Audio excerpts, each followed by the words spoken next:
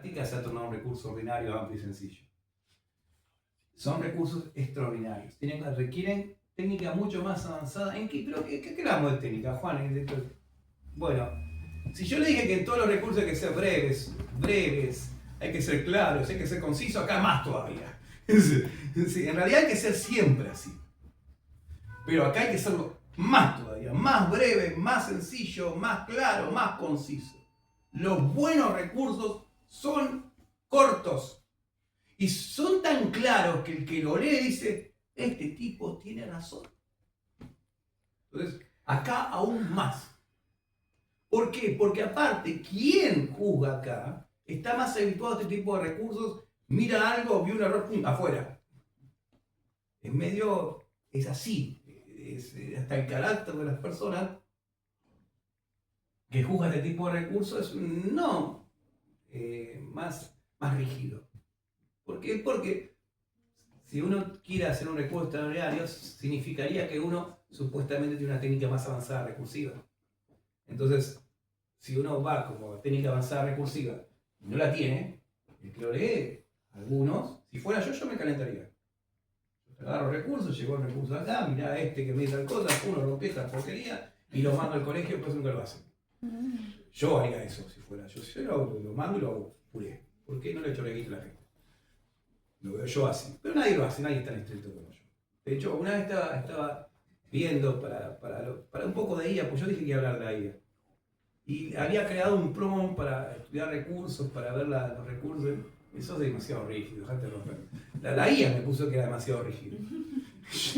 Vos te fuiste al diablo de rigidez. Entonces, demasiado rígido. No es tan así, no es que, por ejemplo, recurso extraordinario federal. ¿Cuáles son los requisitos? Bueno, me estoy haciendo un spoiler para un ejemplo de la rigidez. No puede superar ninguna página a los 26 renglones.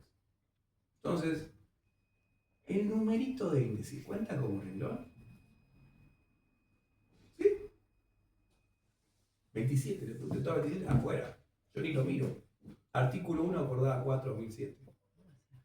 Y le pongo eso. Yo le puse un recurso que había hecho yo, que le habían puesto 280. Mejor, porque mejor que ponga 280 y no que pongan no cumplió con el artículo 1 de la acordada 4, 2007. Pues yo le puse a todos 26 renglones, a todos, pero le puse a todos el índice. 27. Y lo puse a analizar, le puse, fíjate si hay esto, un montón de parámetros que le doy a la guía, y me dice, digo, te dije que seas rígida y que no seas complaciente, y me estás diciendo que no hay problema con el artículo 1, y acá tenemos 27 renglones en todo. Ah, me lo decís por el índice, ¿no? Sí, te lo digo por eso. Es un desastre, me digo. Bueno, pues nadie es tan rígido, me dice. Ni el secretario de la Corte es tan rígido.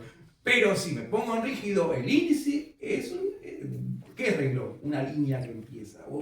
Es un renglón más. Y nada me sirve. Ni lo mira, por más que sea el mejor recurso del mundo. Y la Corte era así. ¿Por qué? Porque, por ejemplo, a Sandro, uno de los mejores penalistas del país, se lo rechazaron porque puso en una hoja un renglón de más. Eso va en contra del excesivo rigorismo formal. Para mí no. Te lo explico por qué. Es un recurso extraordinario. Llega el que puede. El que tiene la calidad para hacerlo. Tiene que ser sí, porque es un recurso extraordinario. No es un recurso ordinario. No estamos con un doble conforme. Para mí, en ese caso, yo estoy de acuerdo. Para mí está bien. Para mí. No quiero decir que estés mal vos. No, acá sí que no me pongo en dogmático. Por ahí, la razón la tengo y yo estoy equivocado. De hecho, yo me encuentro más con tu posición que con lo que digo yo. Así que muy probablemente estés mucho mejor vos planteado ahí. Yo te digo como lo veo yo. ¿Entiendes? Ahí la minoría soy yo. Bueno, vamos a los recursos rápidos. Recursos extraordinarios provinciales. ¿Dónde está la base constitucional? 161, 168 y 171. 161 es la base para todos los recursos, es común para todos. Recurso extraordinario de inaplicabilidad de ley o doctrina legal, recurso extraordinario de nulidad, recurso extraordinario de inconstitucionalidad. Ley de inconstitucionalidad casi no se usa. Es decir, si alguna vez tienen que hacer un recurso y ya vienen estudiando, prácticamente no se aventuren ni lo quieren estudiar. tienen un poco de tiempo libre, tienen un par de semanas libres, quieren este recurso. El recurso extraordinario de inconstitucionalidad prácticamente no se usa, y ahora les voy a explicar por qué. Entonces, ese casi, mírenlo así, hay que saberlo, y bueno, yo tendría que saberlo, yo que explico recursos, lo tengo que saber, pero sí, es prácticamente por amor al recurso. No se usa, se usa muy poco. El 161 es la base de los tres. Entonces el inciso A, el inciso B, diferentes incisos, donde es la base para cada, el inciso A para el recurso extraordinario de inaplicabilidad de ley, el inciso B es para el recurso extraordinario de nulidad, y no me acuerdo si estaba el C, que también para el que están, como ni lo uso, el recurso extraordinario de inconstitucionalidad. 168 y 171 son para ¿cuál? Recurso extraordinario de nulidad. Esa es la base constitucional provincial. ¿Dónde está la base de adjetiva, los códigos, los articulitos del Código Procesal? Para hacerlo, 479 a 496. Es más, de hecho, cuando uno va a leer el 479 en adelante, dice, acá no aplicamos, y te ponen una listita de un montón de articulitos, el Código Procesal que no se usan, que se usan de acuerdo a esa partecita. Entonces, la base, quiero hacer un recurso extraordinario de nulidad, de inaplicabilidad de nulidad, cualquier recurso extraordinario, mucha atención en esos artículos. Mucha atención. Tipos, ya lo dije, inaplicabilidad, nulidad. Es más, el primero de todos se llama inaplicabilidad de ley, y le voy a cambiar un poquito de nombre, pero por motivos pedagógicos. Violación de ley, pónganle. ¿Por qué? Porque siempre hay una violación legal. Me aplicó una ley, la ley que tenía que aplicar, no la aplicó, la ley que tenía que aplicar la aplicó, pero la aplicó muy mal. No me aplicó la ley correspondiente y me aplicó otra. Para dar ejemplos básicos de violación de la ley. Y se llama doctrina legal. Porque ¿qué es esto, doctrina legal, Juan? ¿Qué onda? Doctrina legal es cuando la Suprema Corte Provincial estableció una doctrina. ¿Cómo una doctrina? Sí, a través de sus precedentes, cuando habla, por ejemplo, de una cuestión de carácter de fondo, del código de fondo, y es la última palabra, bueno, en realidad ahí no importa, con lo que dice en realidad la doctrina, lo que dice los criterios de la Suprema Corte. La Suprema Corte viene diciendo una cosa, y cada acción resuelve de una manera contraria a lo que viene diciendo la Suprema Corte, violación de la doctrina legal. Dijo tal cosa, el superior, el Tribunal de Casación, la casación de casación, la Suprema Corte de Provincia, dijo otra, violó la doctrina legal. La doctrina legal es solamente los precedentes, lo que viene diciendo la Corte. No es una disidencia, por ejemplo. No es no confundir doctrina legal con doctrina de doctrinario derecho, no. Es lo que es la Suprema Corte de Provincia, y depende quién lo diga. Algunos dicen una cosa, dicen otra sobre doctrina legal. Por ejemplo, hay un libro muy bueno que se los recomiendo para estos recursos, con una salvedad, reitera mucho, pero es muy bueno, no es bueno, es muy bueno. Técnica de los recursos extraordinarios y de la casación, Hitters. Es civil, pero no importa, sirve para todo. Es muy buen libro, ahí están los tres. Algo malo que tiene, reitera mucho. Reitera tanto que por un momento te mareas entre tantas reiteraciones que hace. Quizás que el autor tuvo la idea de que a uno se le pegue, pero a mí me parece un poco molesto su lectura en algún momento, pero bueno, así todo es bueno. Es un muy buen libro, explica muy bien, de ahí le choreé esto del ejemplo de permuta y comodato, que lo dijo él, lo escribió el autor. Es muy buen libro, explica bien, reitera mucho. Hay otro que creo que el autor es Camps, S-A-M-P-S, sobre recurso extraordinario, me olvidé el nombre. Y hay otro también sobre el recurso extraordinario provincial, que es de Augusto Morelo. Los tres son muy buenos. El de Hitler es como más clásico. Me gusta un poquito más el de Hitler porque es, primero que son todos medio desactualizados. El de Kant es más actualizado, pero es chiquitito, es corto, es breve. Y me parece, en algunas cosas es muy claro, pero es demasiado breve para mi gusto. El de Hitler es demasiado, es decir, no hay uno que esté en el medio. El de Morelo es bastante amplio. El de Hitler reitera mucho, el de Kant es más cortito y se queda corto. Morelo y Civil también. Sí, todos los libros de... Hay en el código, hay un código comentado dirigido por Bertolino y Mariano Silvestroni, que está desactualizado porque habla de cuando había que hacer también un tipo de manifestación de que se iba a hacer recurso extraordinario y se hacía que directamente la Suprema Corte. Viene con eso. Pero es buen libro también de Mariano Silvestroni que hace como, explica todos los recursos y explica dentro de todos los recursos este recurso. Silvestroni y Bertolino son los que dirigen y creo que se llama recursos, apelaciones o algo así, y está dentro de todo el recurso extraordinario, los recursos extraordinarios provinciales. Procesos y recursos extraordinarios. Puede ser. Procedimientos y recursos extraordinarios. Puede ser, no me acuerdo bien el nombre. Es bueno, pero para mí es peor que los otros. Es decir, si yo tengo que estudiar recurso extraordinario, Hitler. Si tengo que comprarme uno, Hitler. O si me pasan uno digital, tenés de Hitler. Es decir, para mí es mejor el de Hitler. Después, no todos usan igual. El rey casi no se usa, ya lo dije. Ya me spoilé, a mí mismo hice un spoiler. Violación de la ley, ya expliqué. Doctrina también saben. Después hay otra cosa más. En principio, todos los recursos de carácter extraordinario no revisan derecho. Hecho. Revisan derecho. Ahora, hay una causal muy excepcional, según la Suprema Corte de Provincia, y según la Corte Federal, ya no es transaccional, que en penal se aplican las dos juntas, pues las puse así, pero el civil es diferente. Es decir, acá, porque para algo eran los principios para todo, en lo que es civil laboral, no les gusta mucho la asimilación entre doctrinas de la sur de la Suprema Corte con la doctrina arbitraria de sentencias de la Corte Federal. En civil, laboral, en otras materias. En penal, es como que no hay mucho, así que le pifias el nombre, le pones azul, le pones arbitrariedad, no hay tanto problema ahí. Pero en civil, sí. Para que lo tengan en cuenta, ¿sí? El recurso civil extraordinario, bueno, ahí hay que estudiar mejor lo que es el absurdo y lo que es la arbitrariedad. ¿Qué problemas hay con estas doctrinas? Mientras que la doctrina del absurdo es muy...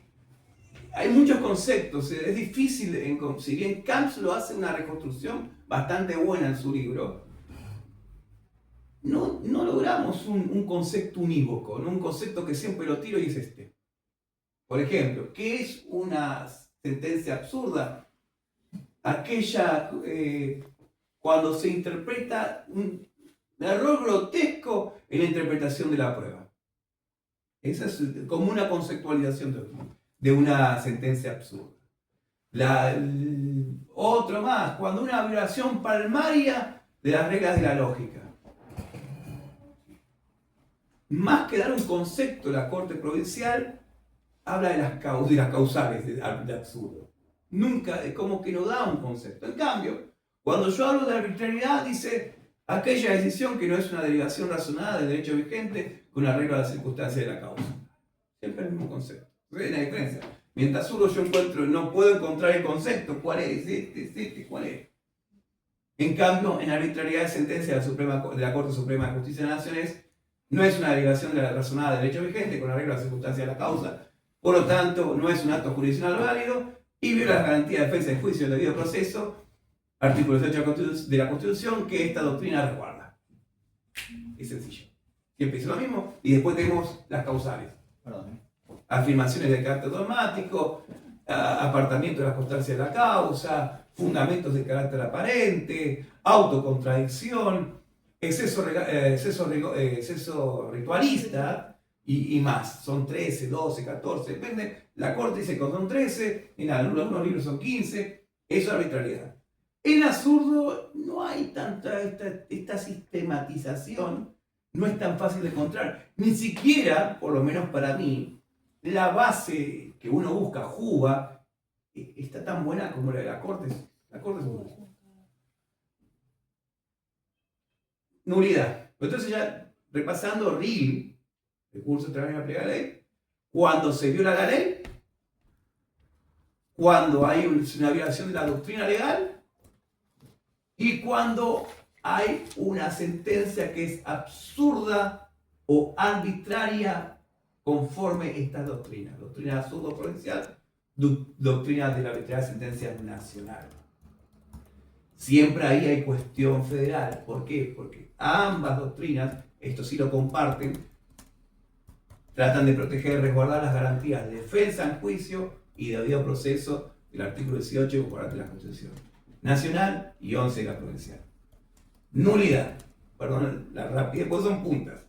Nulidad es cuando la que más se da, hasta ahí se dan bastante los dos. Omisión de cuestiones esenciales. ¿Qué quiere decir? Uno introdujo un perjuicio, hace el agravio, la explicación de este perjuicio, con la misma crítica del fundamento esencial, y la jurisdicción, inadvertidamente, el Tribunal de Casación de la Provincia de Buenos Aires, cualquiera sala que le toque, no lo toma en cuenta. Y era un agravio esencial, un perjuicio esencial, un agravio inexplicado esencial que podía revertir la causa. No lo trata. No lo omite. Lo omite. Llego a estos tres, y agarra estos tres, agarra este y este. Y este lo trata, te dice, no, se rechaza este, rechazamos este se olvidó. ¿Pasa esto? Sí. A mí, de hecho, me pasó, yo tuve una admisibilidad, me puso una nulidad. Sí. Me trataron este y este se olvidaron. De hecho, fue tan palmario, ¿por qué? Porque en el mismo auto, cuando empieza a hacer la descripción, dice, bueno, la descripción en autos y vistos, dice, introdujo esto, introdujo lo otro. Y después trata los dos y el otro se lo olvidaron. Es más, puede ser una admisibilidad. La admisibilidad es el mismo órgano al que uno interpone el recurso. Sí, la verdad que sí, nos comimos esto. Entonces, tiene que haber una omisión de la cuestión esencial. ¿Por qué viola el 168? Y que es más, que en las otras dos que trató, no esté tratada también. Porque, por ejemplo, es decir, de tratar, y aunque específicamente no se refiera a esta, cuando uno analiza estas dos, se da cuenta que sí es tratada. Pues uno tiene que hacer el esfuerzo de decir, me omitieron esta, y acreditarme por qué en las otras dos que sí trató, esta cuestión está tratada. Y acreditar también que con esta yo doy vuelta a todo. Es trascendente. El camino recursivo es complejo, ¿sí? No es una lista que uno tiene que analizar, tiene que analizar un montón de cosas. ¿Sí? Se me comieron esto, ya está admisible. No. Se me comieron esto, en estas dos no está tratado esto, y aparte yo con esto gané la copa, gano. ¿Se entiende? Hay que justificar bastante. Omisión de cuestión esencial. ¿Por qué? Viola la Constitución provincial. Falta fundamentación, mayoría. 171, tienen que leer, y tienen que ver cuando, ¿cómo hace? Un juez resuelve, el otro adhiere. Bueno, cuando las mayorías, no hay acuerdo entre fundamentos. Lo miran en el 171, bien. Inconstitucionalidad. Es el menos usado de todos los tres. El que más se usa es el recurso extraordinario de inaplicar la ley o doctrina legal. Después le sigue el recurso de la nulidad. Y también, ¿en qué ocurre más? Es más difícil que ocurra una nulidad que omitan un fundamento esencial, que no se pongan de acuerdo los tres para resolver. Es más difícil. Entonces, el más usado es el RIM. Después le sigue el REM, y este casi no se usa. ¿Por qué? Porque tiene que ver cuando hay una cuestión constitucional local.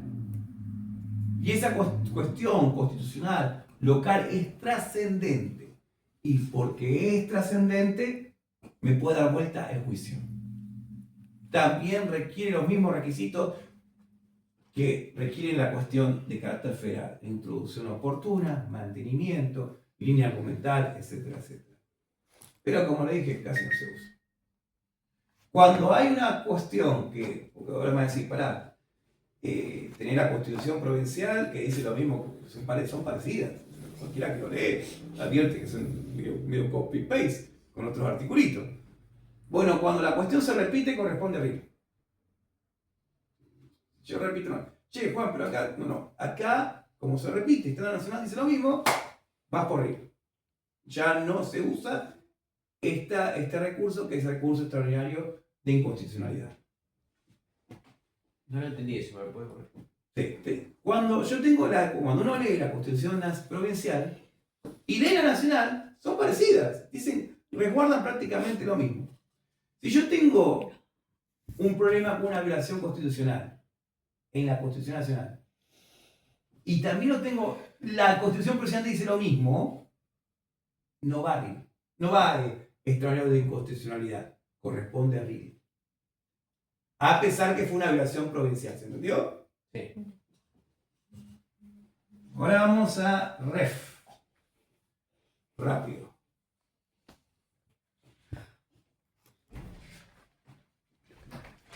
Cuestión principal, y le voy a pedir a alguien que me haga un favor, busquen rápido el artículo 14 de ley 48. Ya. Google a alguien rápido y que lea lo que diga, lo que dicen los tres.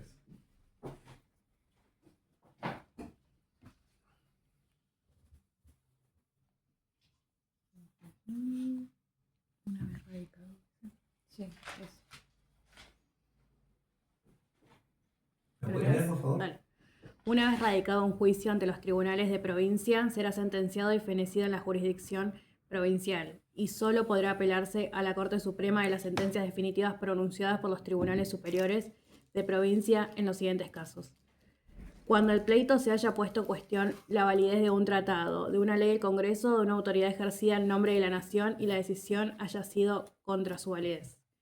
Cuando la validez de una ley, decreto o autoridad de la provincia se haya puesto en cuestión bajo la pretensión de ser repugnante a la Constitución Nacional, a los tratados o leyes del Congreso y la decisión haya sido en favor de la validez de la ley o autoridad provincial. Cuando la inteligencia de alguna de las cláusulas de la Constitución o de un tratado o ley del Congreso o una comisión ejercida en nombre de la autoridad nacional haya sido cuestionada y de la decisión sea contra la validez del título, derecho, privilegio o exención que se funda en dicha cláusula y sea materia de litigio. Perfecto. Gracias por la lectura. Bueno, de ahí, lo primero que tienen que sacar, y esto, por lo menos de acá no quiero que nadie haga eso, si no me voy a enojar. Nadie de acá va a decir que es una reserva. Y si ven a algún profesional que dice que sabe recurrir y dice que es reserva, no tiene idea. No sabe realmente recurrir. Así, bien, acá soy dogmático. No tiene idea de recurrir. La misma lectura no habla de reserva. De hecho, cuando uno lee toda la ley 40, la 48, la ley 50, la 27, la 40, la 4055, todas las relacionadas con REF, la acordada 4, en ningún lado van a encontrar la voz reserva. La voz reserva obedece a un comportamiento que tuvo la Corte en los años 40, 50, 60, hasta 70. Y en el 70, año 73, si no recuerdo mal, dije, dejemos esto. Y está relacionado con la doctrina de arbitrariedad de sentencias, pero bueno, no quiero explicarles la historia, porque a ustedes tampoco les interesa la historia. Les quiero lo práctico. Bueno, primero, no es reserva. ¿Cuáles son? Compleja, directa, simple. Eso lo dice la mayoría de la doctrina. Vamos a hacer la más sencilla para... Tampoco nos interesa la doctrina. ¿Qué les digo? Que los recursos de la doctrina no importan. Bueno, la verdad, no importa. 1 y 2, inconstitucionalidades. Y trascendentes. Con esa inconstitucionalidad me matan. Pierdo. Por culpa, por ejemplo, la 1, ¿qué es? Hay una ley, hay derecho federal que me lo están violando. Con otra ley también que es federal. Oye, cuestión federal compleja y directa, porque pues son dos federales. No es directo, no es un ataque al derecho federal directo, es indirecto. Y la de superior jerarquía pierde con la de inferior.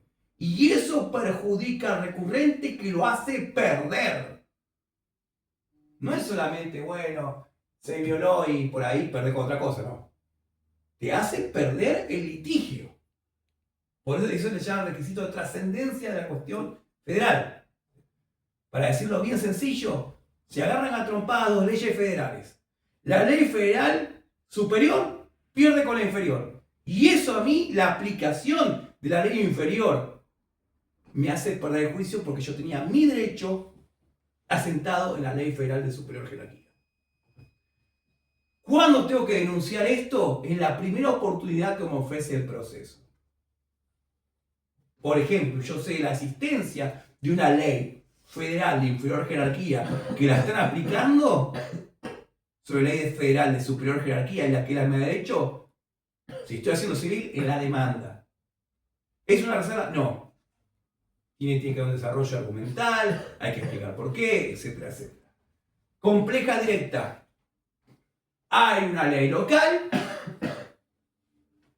a la que le dan lugar y a mí eso me destruye un derecho federal que me da hacia ganar. ¿Se entiende? De vuelta, una pelea. El Código Procesal de la provincia de Buenos Aires se agarra trompada por un montón de partes con la Constitución. Ejemplo, 170. El 170 habla de excarcelación extraordinaria. En términos de cómo mismo la Corte Provincial le gusta expresarse, es repugnante a la Constitución Nacional. Porque habla de excarcelación extraordinaria.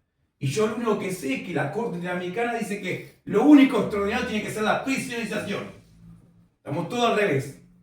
Entonces, si yo tengo que pedir totalmente la excarcelación con los requisitos del 170, que me ponen a mí prácticamente como probando que no se va a fugar, me están destrozando lo que es la excepcionalidad de la prisión durante el proceso ante una sentencia firme.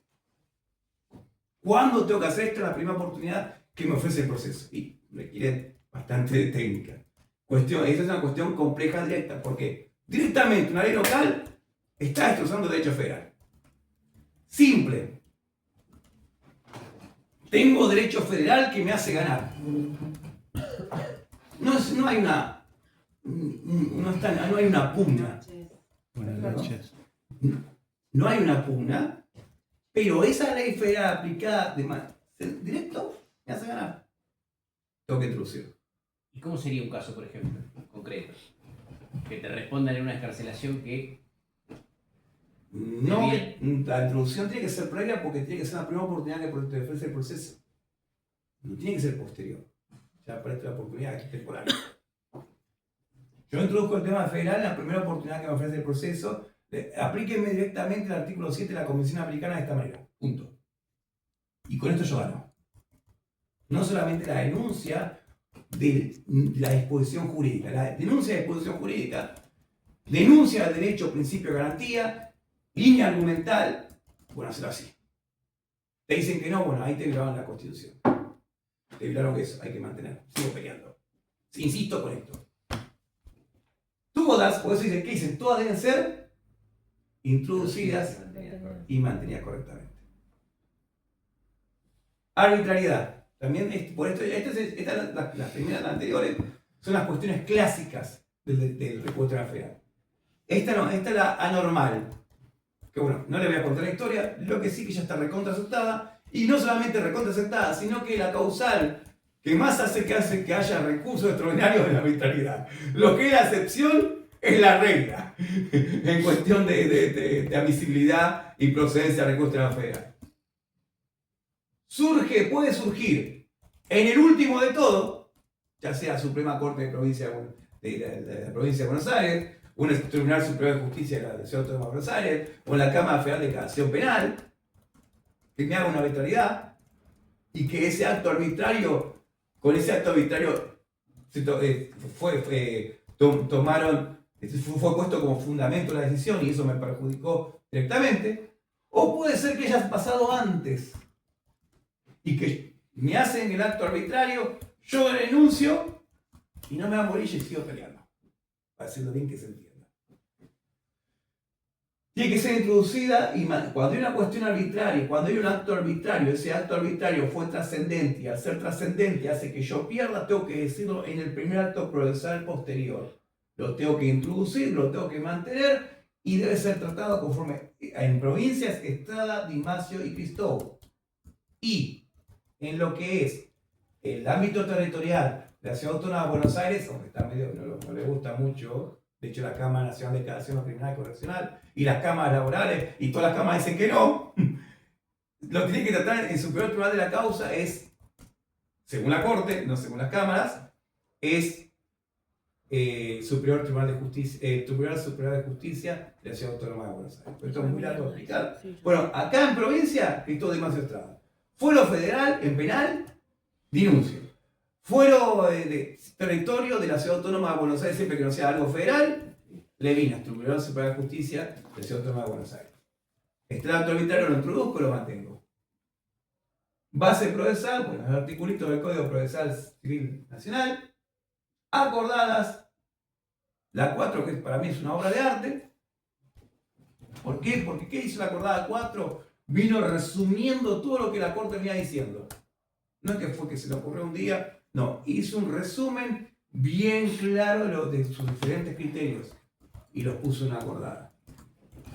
Que es la que no es la única, sino que es la principal en materia de cómo uno debe diseñar el recurso extraordinario federal. No es la única. Hay más de 20, son 22 hoy en día. No solamente hay que saber artículo 257, los artículos del Código Procesal, de acordada 4, sino que hay que conocer. No 20, porque algunas no se aplican para un caso, aplican para un caso, otras para otro, no es lo mismo, pero son 22. Hoy, me agregaron una en los últimos meses y no me enteré. Es navegar entre las acordadas. Error comunes en el recurso extraordinario federal, repetir agravios de derecho común, es algo de derecho común, derecho y prueba, ustedes habrán visto seguramente, se los digo, y que la Corte dice hecho y prueba, no, hecho y prueba, no, hecho y prueba, no. Este es un error muy común. Es o que el recurrente ignora que hecho y prueba no va para la Corte Federal y la usa como una aclaración más, o que el recurrente no ignora. Yo no lo ignoro, pero a veces uno intenta federalizar el asunto cuando no lo es. Quiero disfrazar de arbitrario lo que no era tan arbitrario. ¿Entiendes? Era hecho y prueba, sí. Y yo le dije que una arbitrariedad se puede usar. Federalización artificial. No construir la cuestión federal. Reserva, toda esa reserva no sirve para nada. Bueno, eso no se construyó en la Constitución Federal. Es correcto que la Corte diga 280, siendo buena. Porque para mí lo correcto es decir, acá no fue introducida en forma temporánea, la cuestión federal tampoco fue mantenida, la sola expresión de reserva no introduce caso federal, como lo dicen un montón de... A veces lo dice.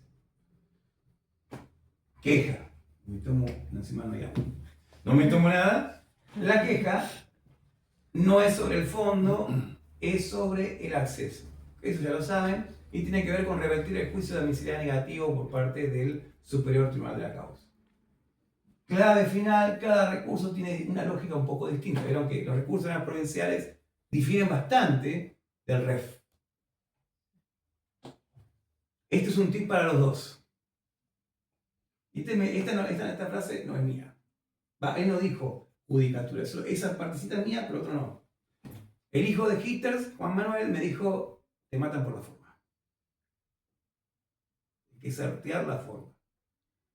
Si sorteas la forma, que ya con sortear la forma ya estás un nivel bastante más alto que la mayoría en términos recursivos, hay posibilidades. Y es así. Por eso, yo estoy de acuerdo.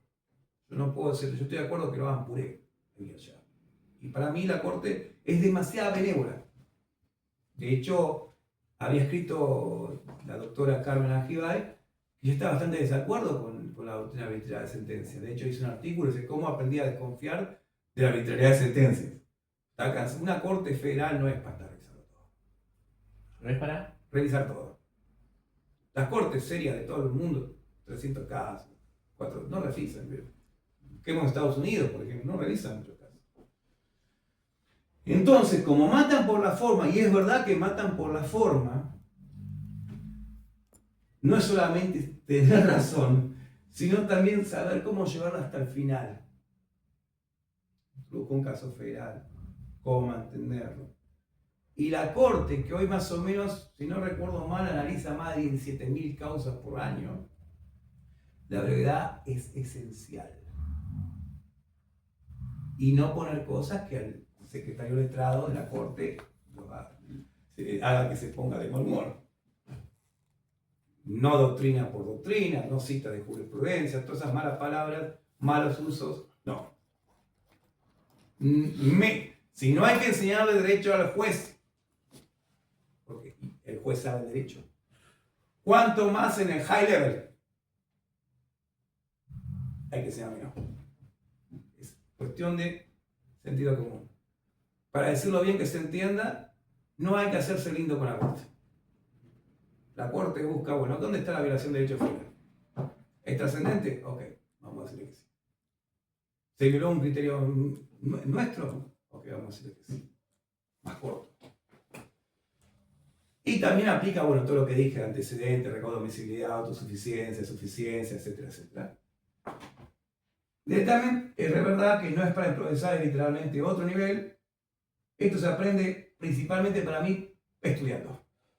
No hay otra forma.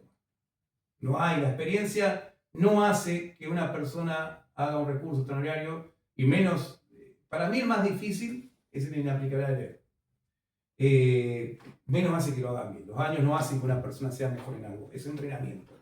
Se entrena a ser breve, se entrena a ser sintético, se entrena a ser conciso, se entrena a identificar bien el agravio, expresarlo en pocas palabras, se entrena a no citar cita de doctrina y de jurisprudencia además, saber cuál es, cuándo, porque no digo que no haya que aplicar nunca doctrina, no, la relevante sí.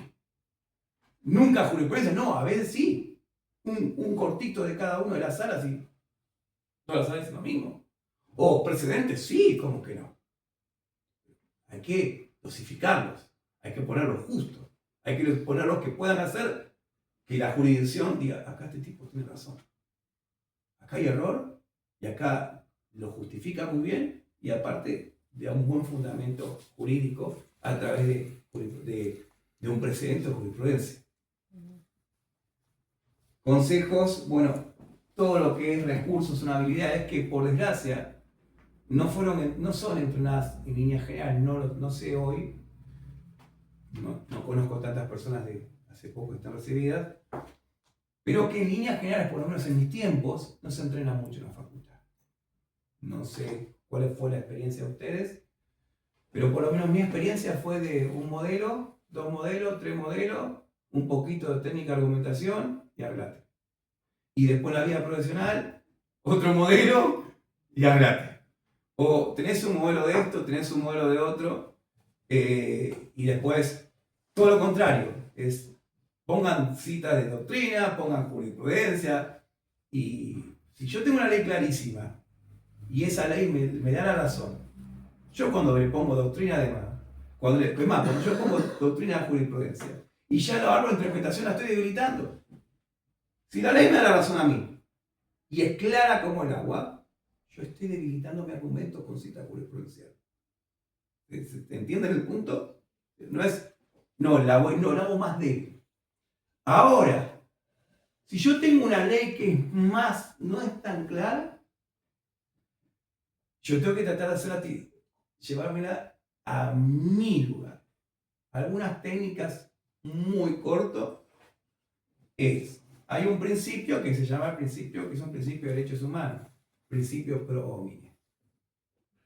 Yo tengo el imputado, tengo varias interpretaciones, o hasta el mismo Código Procesal también lo dice, artículo 3 por ahí, en provincia. Siempre la interpretación que dé más derechos al imputado. Siempre la interpretación que dé más derechos humanos. Esa es una forma. Otra forma, cuando la ley no la quiero, tratar de destruirla constitucionalmente hablando. La tacha de inconstitucionalidad. La repugnante a la Constitución. El problema que de la tacha de inconstitucionalidad es que tiene que ser palmaria. Entonces tenés que acreditar que el legislador cuando la hizo cualquier cosa. que no la agarró, la hizo así nomás. Bueno, hay que acreditar, porque El criterio es que una tacha de inconstitucionalidad es como una nulidad, es excepcional. Es última ratio, se dice siempre. Entonces, es lo último, tiene que ser palmario el choque con el derecho federal y tiene que causar un perjuicio concreto. Es solamente es inconstitucional, pero, y tiene que ser trascendente.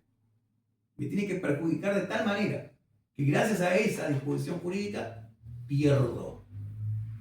No que es un fundamento más, no. Gracias a eso pierdo el caso. Por eso, para saber todo esto hay que saber técnica recursiva general, derecho de fondo, derecho procesal penal, derecho constitucional, derechos humanos, recurso internacional federal, manejo de precedentes y la técnica del manejo de precedentes.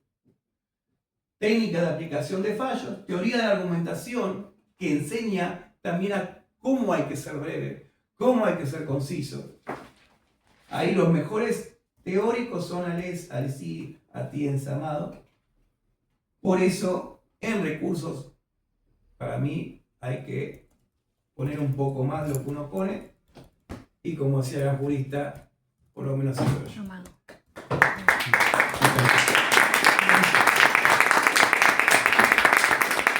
La pregunta es, Profe, sobre el control de casación horizontal. sí.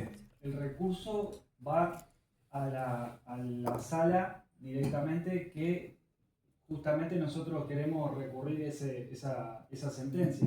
No va al anterior donde nosotros metimos el primer recurso. Mira, en ese sentido hay varias aristas que ver.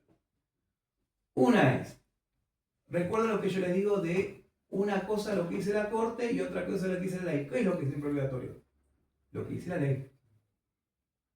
Y por más que haya sido tachado de inconstitucionalidad o por más que tenemos criterio, la ley está. Y las inconstitucionalidades no borran lo que dice la ley. Sigue estando. ¿Y qué nos enseñan de la facultad de siempre? Se aplica solamente ese caso. ¿Se entiende? Entonces, para mí lo que más asegura el derecho del cliente es meterlo. Meto por Chambla, Duarte, Mohamed, recurso de causación, y meto por lo que dice la ley, recurso extraordinario, el que corresponda de acuerdo al caso. Y por ahí se puede andar. Para mí lo más correcto es que el legislador provincial se ponga a legislar esto de manera correcta. Este es el problema que causa. ¿Por qué es causado este problema mucho? Por darle al fiscal la posibilidad de recurrir, que tiene fundamento legal. Es el que más recurre. Como decía Mayer, que después hacía otra cosa en la práctica, el Estado tiene una sola bala. ¿Por qué le ponen una bala más? Entonces, ¿esto qué pasa? Tengo que recurrir yo y es como un recurrir hasta el infinito, porque después recurre el fiscal y sigo recurriendo, y mientras tanto el imputado que está sufriendo el proceso. Pero lo que más asegura el derecho del cliente es recurso de causación, con Chambla, Duarte, Mohamed, y hay más. Recurso extraordinario de acuerdo a lo que dice la ley. Bien, los dos a la misma sala. Porque Sí, porque siempre hace la admisibilidad que hace la sala. Claro, exactamente. Salvo que sea un extraordinario federal que también. No, para ahí estamos hablando. Del mismo de provincia, de casación. Así que solamente los dos. Los dos en la misma sala. Bien. Sí. Ante una negativa, o sea, una sentencia. No, es ante primera instancia, triunfás, segunda instancia, triunfo fiscal. Sí, exacto. Y también hay que ver el asunto de cómo triunfó el fiscal. ¿Fue causación negativa o fue causación positiva? Sí. Porque si fue causación negativa, todavía no resolvieron. ¿Se entiende? Sí. No hay sentencia de carácter definitiva. Si no hay sentencia de carácter definitiva, te falta un requisito para recurrir, ya sea con un recurso de causación o ya sea con un recurso extraordinario. Si hay causación positiva, ahí sí, porque ahí tenemos una decisión definitiva. Que si la dejas firme, terminó todo. ¿Cuál es la decisión definitiva? la que termina el proceso o hace imposible su continuación. Entonces, te complica un poco más, vamos a explicarla. Muy buena pregunta. Es así. Primera instancia, gané. Segunda instancia, perdí. ¿Qué hago? Pregunta de él. ¿Qué casación fue? Fue la casación negativa o positiva. Si es positiva, acá ya tengo que recurrir. Con los dos. Si es negativa, todavía no sé, como tiene que reenviar para resolver, todavía no resolvió. ¿Se entiende? Entonces tendría que esperar en ese momento a que resuelva. Y cuando ahí condeno, me perjudiquen, ahí sí. Los dos. Excelente. En definitiva, bueno, va a tener que hacerlo. Excelente pregunta, sí, es un bajón. Sí, porque no hace- Es lo que más. Muchos dicen hacer solamente por Chambre y Duarte cada acción. Sí, sí. Por acuerdo. Pero en cada acción positiva. En cada acción negativa no se concreta el perjuicio. Ya tenés un mini perjuicio, pues están diciendo, lo mirás y te lo ponen de vuelta, va para atrás y te resuelven a favor. Entonces muchos te dirán, no, acá el perjuicio no se concretó. Y para mí lo más correcto es cuando tengas el perjuicio, cuando tengas una sentencia que termine el proceso o haga imposible su continuación, recién ahí vas a recurrir. Una consulta. Usted, doctor, dice que no tenemos que utilizar los términos de hago reserva del caso federal. No. En ese caso, cuando vemos que podemos resultar con el fallo agraviados, o cómo lo manifestamos, digamos, en caso de que, o viendo que, digamos, ¿cómo lo podemos desarrollar eso a nivel en el texto? ¿Cómo volcarlo en texto? Claro. Vos tenés un derecho, vamos a los tres. Porque estamos acostumbrados a verlo en los escritos. Están todos mal. Hago reserva. Todo mal. No está mal. Es negligencia profesional, directamente. Y a quien lo hace se tendría que aplicar para mí la sanción, directamente. Negligencia profesional y muy importante, porque hace 49 años, 50, que la Corte dice que no fue allá. Si fuera Levinas que pasó, nada, pues está bien. Esto cambió hace 49 años. ¿Cómo se manifiesta por escrito? La 1. Derecho federal. Con ese derecho federal yo gano y me aplican una norma federal también de inferior jerarquía y con eso pierdo. Antes de que te pasa, guarda con lo que van a hacer. Y explicarlo. ¿Cuál es el problema de la reserva? Le pueden poner si quieren nombre reserva. Eso es lo de menos. El problema es que se pone reserva. Ante cualquier evento hago expresa reserva. Eso sí es para nada. Eso no es argumento. Eso es cualquier cosa, un copy-paste que le pone a todo el mundo. Le pone lo mismo. Una porquería. ¿Entienden? Yo no. Acá tengo un derecho federal, con esto gano. No me apliquen este. Y le desarrollás. ¿Perdés? Continúo. ¿Pierdo? Continúo. Si no veo un abandono explícito de la cuestión federal. Entonces será 1, será 2, será 3. ¿Alguna más? Están preguntando lo que quieran.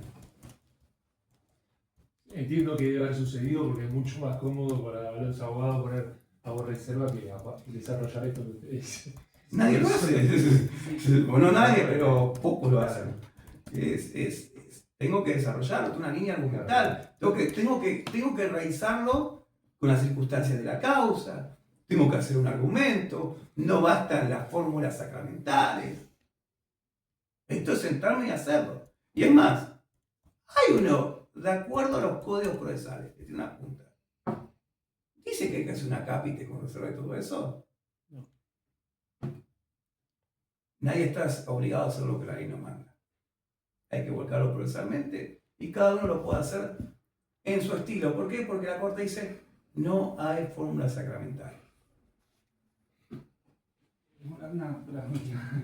¿Usted cree que hay alguna relación entre lo que sería que sea tan restringido el acceso a la Corte, por ejemplo, a que no existan salas específicas. O sea, por ejemplo, tenés un miembro que es civilista, toda la vida hizo civil y tiene que intentar tratar cuestiones de otra materia, otro que es constitucionalista y otro que por ahí se dedicaba a otra cosa. Entonces, no hay una relación entre la especialización de cada miembro con los casos que después tienen que tratar, que se exija mucho más en la forma que en lo que sería el contenido. No, yo lo veo diferente. Si están en la corte es porque son buenos. Porque eso es, en teoría, ¿no? Hemos tenido cortes desastrosas como la de Menem. Vamos a hacer una presunción de que son buenos, de que saben derecho federal de verdad. Como presunción. Sabemos la época de la corte de Menem, una vergüenza. La corte de 30 fue otra vergüenza. Hubo cortes que fueron vergonzosos. Si están ahí, no están para el derecho común. Eso es lo que no hacer. No es para derecho común, esto es derecho federal.